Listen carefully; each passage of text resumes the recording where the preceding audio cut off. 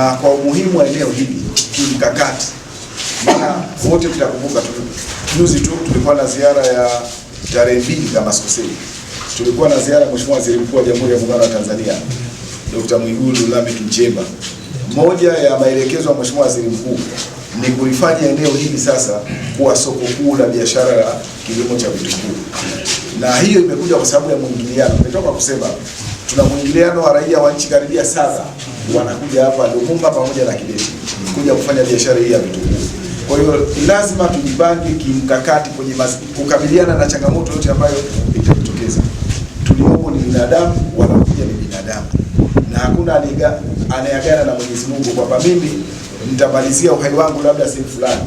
Kwa pale linapotokea lazima kuwe na sehemu ya uhakika ya kuhifadhi mpaka taratibu nyingine zinapoendelea. Sasa tumeona, tunaambua yawezekana hatuna uhakika.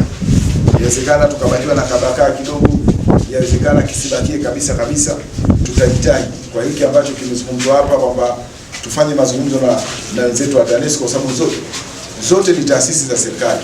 Kwa tufanye mazungumzo na wenzetu wa TANESCO ili kuona namna ambavyo tunaweza tukapunguza matumizi makubwa ya kuleta hiyo huduma hapa, na fedha itakayobakia itusaidie kwenye kujenga chumba cha kuhifadhia maiti. Lakini naamini kwa mioyo ambayo nimeiona hapa Lumumba, wananchi na nyinyi hamko nyuma kwenye kuanzisha ama kuanza kutenda. Mmefanya kule shuleni, nyumba ya walimu, madarasa yale.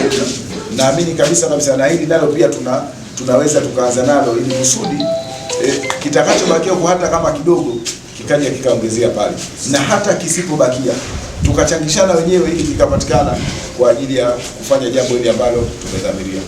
Na kwenye kuunga mkono hizo jitihada, mwenyekiti pamoja na mheshimiwa diwani na diwani wa viti maalum na viongozi wote mlioko hapa, naomba wajua, siku zote jambo jema likihamasishwa ndivyo mwitikio wake unakuwa mkubwa. Binafsi yangu nimejitolea kuwachangia milioni 5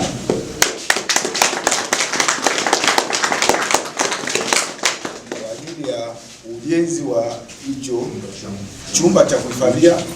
Mimi binafsi yangu kama shaka na mkuu wenu wa wilaya niko tayari kuwapa milioni 5 ili tuanze kufanya hiyo shughuli. Kwa demo akibakiza kidogo na huku tukipata kidogo, tunaamini kabisa natamani siku moja nije hapa kwa uwezo wa Mungu tuone kwamba hiyo dhamira imetimia. Kwa pia niwahamasishe na nyinyi wengine, hiyo ni sehemu ya sadaka. Hakuna mtu anajua, lazima tuweke akiba ya wema wa kesho tunapokwenda. Kwa hiyo ni sehemu ya sadaka, na kwa imani zetu tunakuwa ni sadaka ambayo inaendelea. Utakapoweka kwa chumba cha kuhifadhia maiti, kuna fungu na Mungu amekuwekea.